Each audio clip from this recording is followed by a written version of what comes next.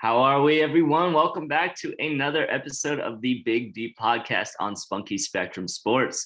I am Alex. Before we start, do not forget, please like and subscribe to the Spunky Spectrum Sports channel on YouTube. Make sure you like every video. Make sure you follow along with every video. Get that subscription in because Dylan's got some great content multiple times a week. He's got some great people joining the show. Some people might be a nice little surprise, and people like me who come in once a week or so. So definitely check out the channel. We're also streaming on Spotify and Apple Music. So if you prefer to listen as opposed to watch, you can definitely check us out there. But we've got a nice little midweek episode. Typically, I'm here on Mondays, but we decided to pull up another special for Thursday. So before we get too far in, Dylan, welcome to your show. Thank you, Alex. And also, please check out yours truly on Spotify, Apple, iTunes. So, you know what Tuesday is in the National Football League world, Alex? I do. Tuesday, we've got the NFL trade deadline. Ooh, at 4 p.m. Eastern. You know what that means? Someone's going to be on the move. I'm not sure who yet, but we know someone's going to be moving. Unlike the NHL, NBA, or MLB trade deadlines, which garner a ton of attention, not just you, but north of the border, if you're a hockey fan, the NFL trade deadline seems to be a little quiet from time to time, but I think business is going to be picking up between now and Tuesday. Yeah, in the NFL contracts are so complicated in the NFL. There's not as much guaranteed money as there is in like the Major League Baseball or NBA and stuff like that. So yeah, it's definitely a little harder to move players as far as a player for player trade or stuff like that. That's why you see so many draft pick trades in the NFL. But yeah, there's definitely some names. This coming up in this week that have been rumored around. I mean, some names hotter than others, but I definitely think there's gonna be a little bit of traction. I'm not so sure. It's not going to be like the superstars you see kind of being on the move, like in the NBA and MLB. But I mean, there might be one or two. You never know. I mean, there've already been a couple interesting trades. I mean, the Arizona Cardinals got Zach Ertz and the Eagles. The Panthers got C.J. Henderson and Stephon Gilmore. Yeah. The Saints just picked up Mark Ingram, which was a big get for them, I think. I know he's happy to be reunited with New Orleans and Latavius Murray because they were big buddies back when they played together. And we know Brandin Cooks is really enjoying that move. Not. Because the Texans are getting rid of everybody again. Yeah.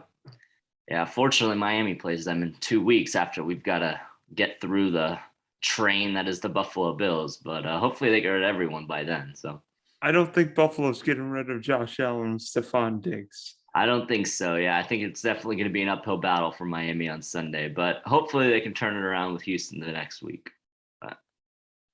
I think speaking of Houston, I think the number one question leading to Tuesday is, will Deshaun Watson be a Miami Dolphin?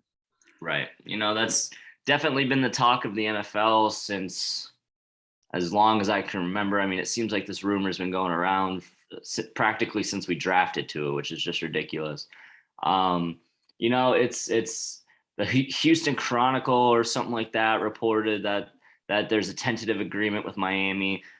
I mean, I hear you say this all the time, and it's a sentiment I like to echo to a lot of my friends too. Unless I hear it from Adam Schefter or Ian Rappaport, I'm really not too it's all rumors at this point. Obviously, Deshaun Watson he's been rumored to move to Miami. I know Denver's kind of been in and out of talks. Carolina's been in and out of talks. Philadelphia's been in and out of talks. But Miami's definitely been the one team that his name has been stuck to, and it's like a piece of gum that you step on the side of the road. I mean, Miami just cannot get rid of these Deshaun Watson rumors, and that's mostly because Stephen Ross and Chris Greer will not dispose of the rumors. I mean, it'd be very easy for them to say we're not interested in Deshaun Watson. Tua is our quarterback. This trade is not going to happen, but they haven't said that, which is where all the rumors are building up and firing up and everything.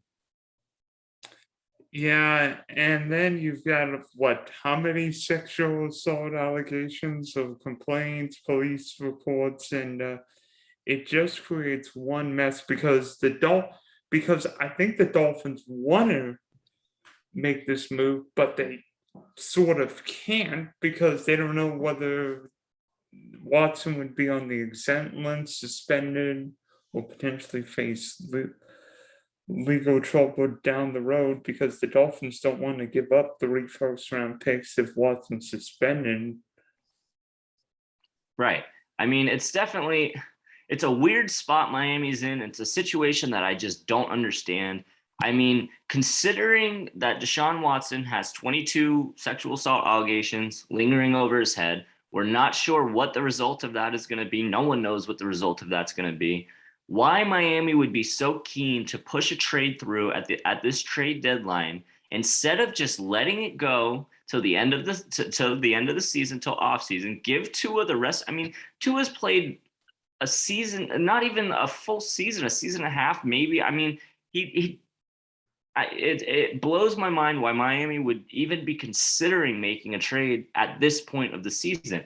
Give Tua the rest of the season. It's pretty much a wash season anyway. Just let him play out the year, see what he's got, see what he can do in some of these games, and then assess at the end of the year. And I still think at the end of this year, it'd still be too soon to give up on Tua. I mean, Miami Dolphins have so many problems. Tua is not one of them. Quarterback, Tua has looked good, and he will be greatly improved with improvements with the rest of the team. I just don't understand why you would bring in Deshaun Watson now with the season already lost. You're sitting at 1-6 with a division rival who is not getting touched to win the division. I mean, it would be miraculous to get a wild card at this point. I mean, we're not even thinking playoffs anymore. Why trade for Deshaun Watson now when you could give Tua the rest of the season to show what he's got and be able to reassess him in the offseason? I mean, it doesn't really seem like anyone else wants to touch Watson. It doesn't make any sense to me why Miami would make this deal right now. And I mean, if you look at it, Tua's played fine the last couple of weeks. I mean, interception here and there, but everybody throws interceptions. I think Tua's played 2 of his best games. And also, would Miami be bidding against itself? Because you remember the Josh Rosen deal where literally Miami was the only team that wanted him, and we all know how that went. I was just about to bring that up. I mean, it seems like it's the Josh Rosen situation all over again. And that was that. I mean, obviously them bidding against themselves, giving up a second rounder for a quarterback that never really was going to. I mean, I guess I understand the chance of or the chance you want to take on taking a chance on a high rated top 10 top or first round quarterback.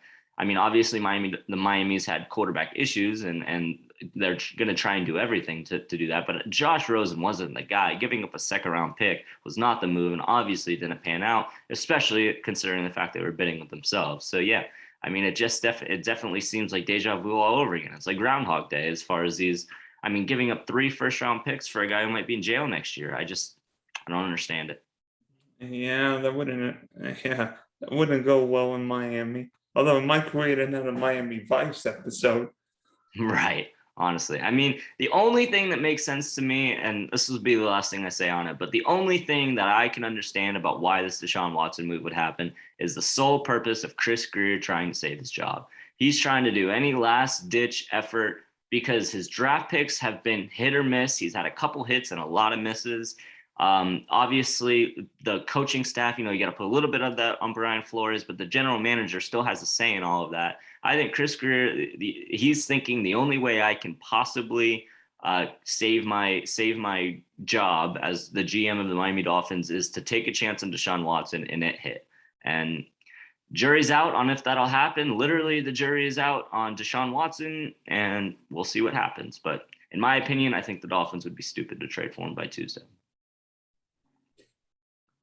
Yeah, so what other players could be available before Tuesday's 4 p.m. deadline? I definitely think an interesting name to keep your eye on is Brandin Cooks. I think a lot of trade rumors have been circling around him. I know the Packers would be a possible destination for him. They might need him. They might need him tonight. Yeah, they definitely need him tonight. I'm hammering any Aaron Jones, Robert Tonyan, or Randall Cobb overs on tonight for that game. But Hey, by the way, you're picking the wrong over. How about some Amari Rogers props tonight? maybe. I mean, Aaron Rodgers likes to throw the ball. I think especially with his top three receivers out, he's going to spread the ball. I think everyone's going to see a little bit of love tonight. But yeah, absolutely. I mean, Brandin Cooks would be a guy that Aaron Rodgers would love to be able to throw the ball to tonight. The other team that I would honestly have not be surprised if they took a shot at Brandin Cooks would be New England. I mean, he's played with them before. He's been on their team before. Obviously they've got some receiver talent over there, but it's not great. I mean, give Mac Jones a deep threat, and I think that could pay off for New England. Plus, I mean, Jacoby Myers is allergic to the end zone, so it's I've got him in a couple fantasy leagues, and he's been sitting the bench every week because he'll get the targets, he'll get a couple yards, he'll get some decent yards, but he hasn't found the end zone once in his career yet. So I think having a deep threat option for Mac Jones in New England, you've got the familiarity with Belichick, and I think either Green Bay or New England are definitely going to be one of the two teams that primarily are in the Brandin Cooks sweepstakes. I'm glad you mentioned New England because Jacoby Myers has been like the king of targets but no touchdowns. Like, come on, the only time he found the end zone was a 2-point conversion. Right. Yeah, it's definitely not something because he's got talent. I mean, I think a lot of New England fans are happy with what he's able to produce. It's just getting Mac Jones' eye in the red zone or being able to get a little bit extra separation from your corner to be able to get that couple steps to beat your guy to the end zone. I mean, I haven't watched too many Patriots games this year, but it just seems like with a guy with that much talent, he's due for a touchdown eventually. And I keep trying to throw him into a DraftKings lineup every once in a while, thinking, oh, he's got to get one now, but it hasn't come yet. I'm starting to wonder if it ever will. It might this week against the Chargers. Yeah. You mentioned one pass catcher. I've got another one in mind. Evan Engram of the New York Football Giants. All right. What are some destinations you see he could fall to? Well, if you look at the teams that potentially need a tight end, I mean, Arizona got one with Zach Ertz, but I think there are a couple areas. Probably not Tennessee, even though it seems like they're getting every pass catcher known to mankind right now. But right. I mean, I just think Evan Engram just needs a change of scenery because the Giants are just allergic to injuries right now. Everybody is hurt on the offense. Mm-hmm.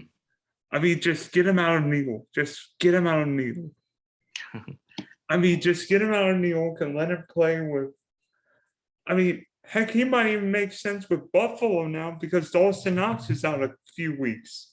Yeah, you're right. That's not a bad spot at all. I mean,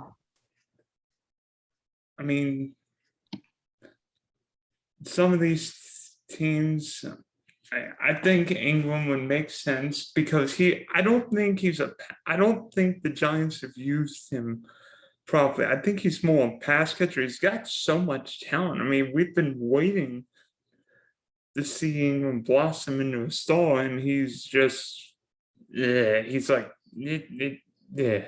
Yeah. I want to see him. In all honesty, that Giants offense, obviously that offense runs through Saquon when he's on the field. When he's not, I mean, it seems like the problem with them is, I mean, you would and this even feeds to your point because the Giants receiver core have been completely brutalized with injuries the entire season, and you would think that Evan Engram would be a consistent name that Daniel Jones could be getting the ball to with this carousel of receivers coming in and out. Obviously, Kadarius Toney's come in, he gets hurt. Sterling Shepard, Darius Slayton, all of these Giants receivers, Kenny Golladay. I mean, all of these Giants receivers seem to be just rotating in and out of the blue tent, it seems like. You would think Evan Engram would have the opportunity there, and it really hasn't been paying off. So I could definitely see him there must just be a disconnect there between either Daniel Jones or the offensive coordinators and Evan Engram, and it might be best for a change of scenery. So I definitely agree that he could be a name on the move. And another one, and I know fantasy and bear owners are probably fed up with Allen Robinson's production, or maybe more so lack of production, but Yep. somebody give that guy a quarterback. I mean, come on. What are you doing, Matt Nagy? You already wasted Mitchell Trubisky, and now you're screwing Justin Fields before he's even got in his feet. What is happening with the Bears offense? Derrick Henry looked better throwing the ball than the Bears did last week. Yeah, I mean, it's pretty brutal. I mean, it seems like who would have thought it almost seems like Allen Robinson was having more success with Mitch Trubisky throwing the ball in Chicago. And I mean, That's if saying that's what something. what was that? That's saying something. Yeah, it is. I mean, there's something going on in Chicago. I mean, Khalil Herbert is probably their best fantasy option right now. I mean, I didn't even know who Khalil Herbert was maybe 3-4 weeks ago. So just that alone, that whole Bears team. I mean, obviously, um, they've got some injuries on the defensive side of the ball, and if you don't have an effective defense, it makes playing offense harder. But they've got to find. I guess moving on from Allen Robinson is I would think you've got a weak offense, you've got a great talented wide receiver. You would think that using him, just like we're talking about with Evan Engram, you think that the opportunity is there. The quarterbacks can't get him the ball. So whether it's moving on from him and trying to get some value for him before you run all of his value into the ground, I mean, it's something's got to happen with that Chicago offense, because it doesn't seem like there's going to be any success coming to them anytime soon.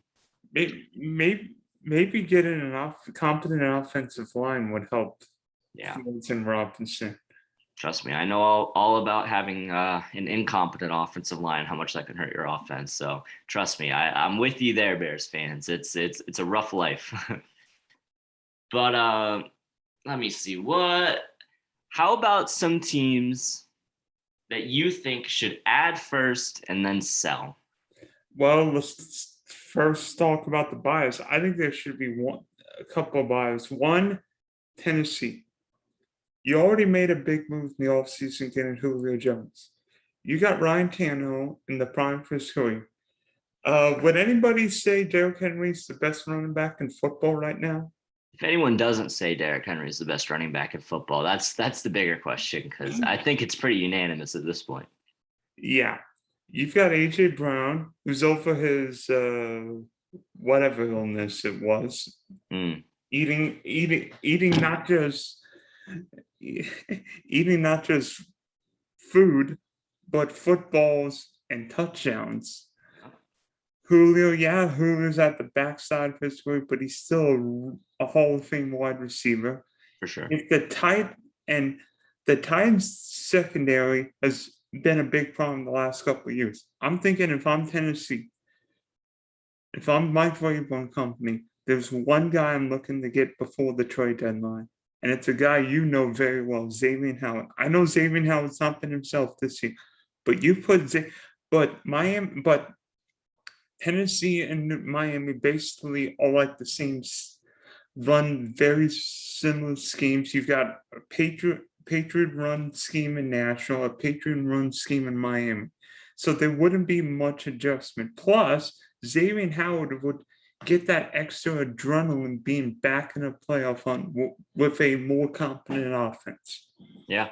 When we were talking about names, Xavier Howard is one that popped in my head. I was thinking about saying it, but I honestly, sitting here from a Miami Dolphins fan perspective, obviously I was all in for Xavier Howard to re-sign. I thought it was going to be, because at the time, I'm thinking, all right, we've got a playoff caliber team. We need our stars. This is not the time to get rid of your stars. At this point, with the defense as disappointing as it is, it might be worth it, considering Miami doesn't have their own first round pick this year. You're hoping that San Francisco loses more than they win to be able to get a decent pick from them. But at this point, if you can get a 1, a 2, if you can get a high draft pick for Xavier Howard, you just gave him a contract extension, so you don't have to worry about paying him that money. If you can get a high draft pick, it might be worth it to send him to a team like Tennessee. The biggest reason why as the Miami Dolphins, the number one reason why I would trade Xavier Howard, there's one reason only. to give the money that Xavier Howard just got from Miami and give it to Mike Gesicki, because I think Mike Gesicki is the best player on the Miami Dolphins team. I think he's the most important player to that Miami Dolphins offense, and I think that they need to pay him no matter what. He's a young stud. I mean, he's a Gronk-like tight end. Everyone knows it. You know, obviously he's had some up and down weeks, but that's just because of the incompetency of the offense. I mean, Mike Gesicki is a stud, and Miami should do whatever it takes to pay him. And a lot of people were worried when we gave Xavier Howard that contract bump that it might mean Gesicki goes out the door. And if it's up to me, I'm taking Gesicki over Xavier Howard any day of the week. Mark my word, I think Mike Gesicki will win some people their fantasy leagues this year. Yeah, absolutely. I mean, he started slow, but so did the Dolphins. I mean, obviously he had a 0-catch week 1, and I'm sure Gesicki owners were pulling their hair out after that. But he's come back and he's had some big games. Tua loves him in the red zone. He threw a perfect pass to him again last week. I mean, Gesicki is the guy in the Miami Dolphins offense, other than Waddle, obviously. But, you know, they're two different kinds of players. But with Devontae Parker just seemingly unable to get healthy, I mean, he's the big target that Tua looks for in the red zone and on those deep seam plays. So definitely Gesicki is key to the Miami Dolphins' future, I believe. I hope the front office staff sees that. And I would like I said earlier, I mean, if it's between Xavier Howard and Mike Gesicki, get as best values you can get for Xavier Howard from a team like Tennessee, or even maybe Minnesota could be in the running for him. I've seen a couple links to Minnesota for Xavier Howard, but if you can get some high value for him now, I think it's definitely worth it to get that money back on the payroll and give it Mike Gesicki in the offseason.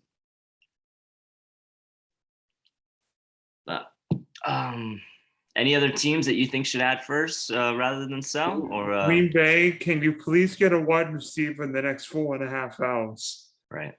Yeah. I mean, honestly, it's what their top 3 receivers are out, right? I mean, it's unfortunate. I mean, obviously, when you've got a player like Devontae Adams, it's never someone you want to have to go into a Thursday, Sunday, or Monday without. But unfortunately for Aaron Rodgers, not only does he not have Devontae Adams, Lazard was deemed a close contact. He tested negative, but I don't think he's vaccinated. So he's deemed out. And then Valdez-Scantling, they've been trying to get off of IR, and I guess it sounds like he's not quite ready to come back yet. So Green Bay, yeah, maybe Brandin Cooks can take a quick flight or something like that. But I think it's going to be a lot of Robert Tonyan, Randall Cobb, and you said Amari Rodgers, plus obviously Aaron Jones tonight. But one other name I really just want to throw out quickly at I think there's been a lot of trade talks. The team themselves have said that they've been open to trading him, but I think it'd be interesting to see where he goes. Is Marlon Mack for the Colts? There's a lot of teams that could use some running back help right now, and I think Marlon Mack. There's so much competition in that Indianapolis backfield. He seems like he's got some good talent there, but behind Jonathan Taylor, obviously you have Naheem Hines as the pass catching back. It just seems like he's not really needed in that offense. I'd love to see him to go to possibly Kansas City. Obviously, I mean, Darrell Williams is doing a pretty good job in Clyde Edwards-Hilaire's absence, or even a team like Washington, because Antonio Gibson, everyone I saw, and me in particular, I mean, I'll take the L on this one. I thought Antonio Gibson was going to be a top 7 fantasy back this year.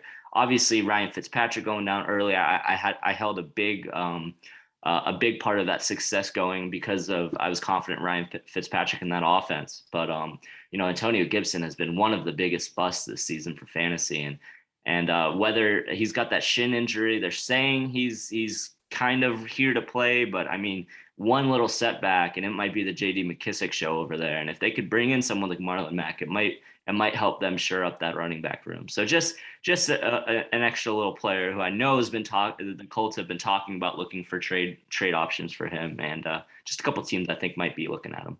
Maybe throw in the Ravens. I mean, with that miracle round in the Ravens backfield.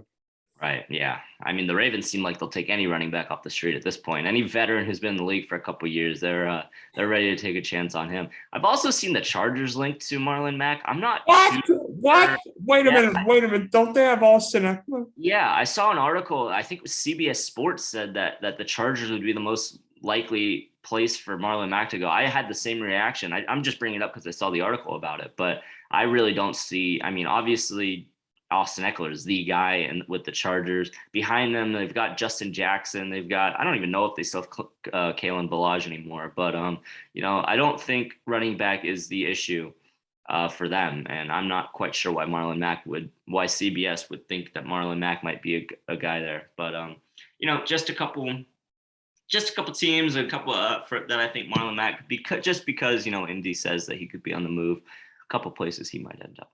And one or two sellers who could shell out a few players before Tuesday's deadline.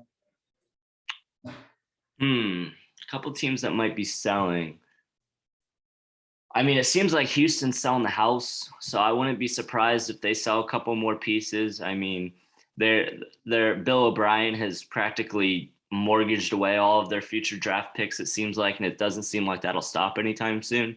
So maybe getting rid of a couple pieces. I can't really think. I mean, they already did just get rid of Mark Ingram, send him over to the Saints.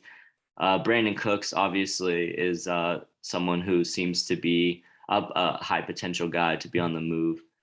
Someone else, I mean, honestly, if Kansas City's got a couple guys that they might not be fully sold on, they've got to make some changes, because that Kansas City team is completely disappointing compared to their expectations at the beginning of the year. So if they had a couple guys that they weren't too strong in, that they think they might be able to get some value for, or even a player-to-player swap that to help them in a position that, especially on the defensive side of the ball, I could see Kansas City maybe trying to fix a couple things before the second half stretch of the season.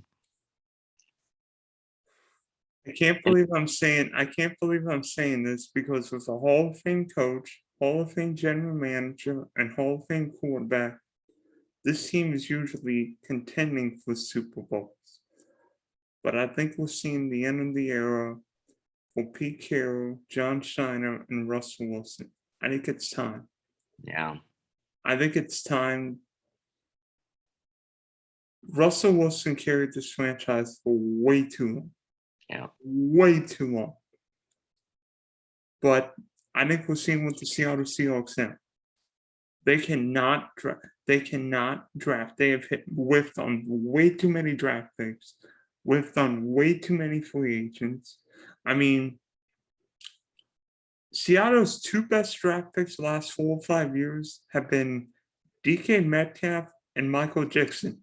One of them's a Pro Bowl wide receiver. The other one can double pump. Yeah. But be honest, the Seahawks should think about making moves. I'm not saying trade Russell Wilson now. You're not going to make a Russell Wilson trade now. But trade LJ Collier. Potentially trade up the guys. First off, I would never have made the Jamal Adams move. Yeah. Because you gave away 2 1s, a 3, and a player for a box safety. Yeah. I'm just saying, Seahawks need draft picks. It seems like everyone talks about the Rams not having a first-round pick since, Jared Goff in 2015, I think it was. When was the last time Seattle actually got a confident first-round pick? Yeah, and the difference there is the Rams have been winning. I mean, obviously, the Seahawks not having Russell Wilson has hurt their case, but I mean the Rams. I mean, Sean McVay's a genius. We all know this, and I'm sure that he's in the ear of the GM, and they're working together. And I mean, yeah, they haven't had a first round pick in a decade, it feels like, but they found a strategy that leads them to success. They were in a Super Bowl just a couple years back. I mean, obviously, it didn't go the way they wanted it to. But they've got a strong case in making the Super Bowl this year again. I mean, they're definitely one of the favorites to come out of the NFC.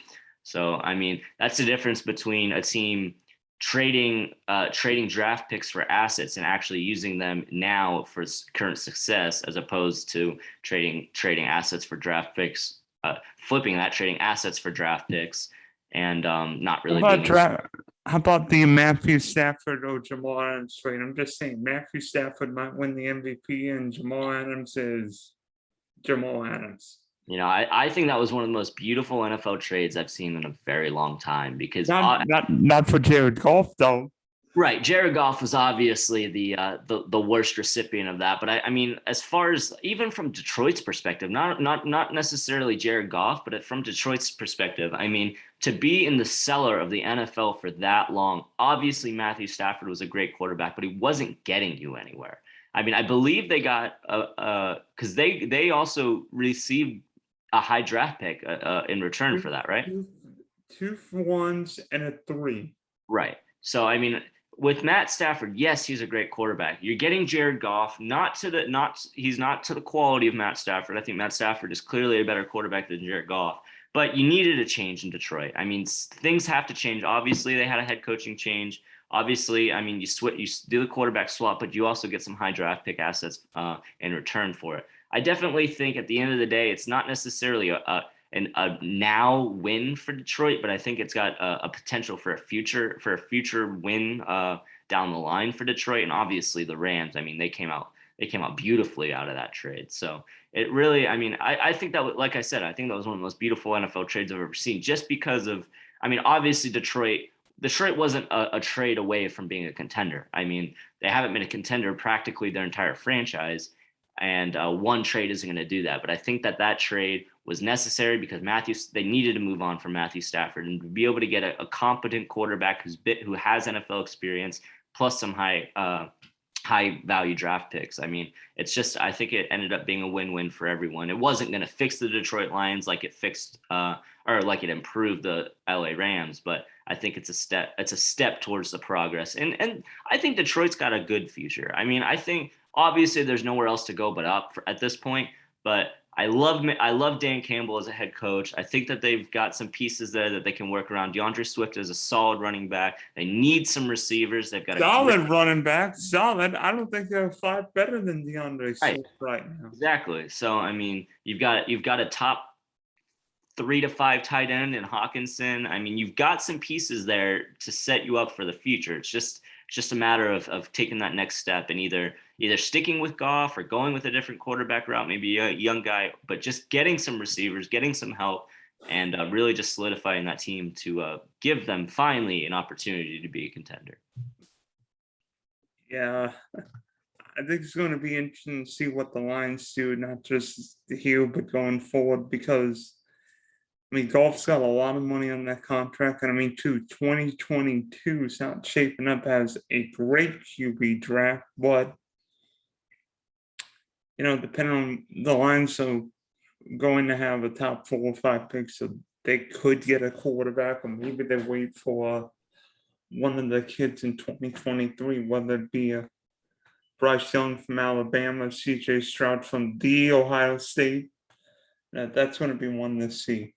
Yeah, and even I mean, like you said, Jared Goff's in contract through 2022. If you do go if you do wait till 2023 to grab that rookie quarterback, just give Jared Goff a 1-year extension. Let the rookie learn under Goff. I mean, he's a veteran of the NFL. If anything, he can at least try and teach him and help him a little bit. I mean, you might give Jared Goff that last year just to kind of control the offense and teach that young rookie, but it's never a bad idea to bring in a rookie with a veteran NFL quarterback to learn from. So, well, that was a fun trade deadline conversation. Yeah. Thanks for hopping on, Alex, and we'll be back at it on Monday for regular football discussion. Alex's Dolphins are in Orchard Park to take on the Bills, and my Jags on the Great Northwest facing the Seattle Seahawks. Yeah, always a pleasure, Dylan. Nice to be here on a Thursday. You know, it's a little bit of a change of scenery, but I'm happy we did it. I think this went well. So I will see you on Monday, and fins up.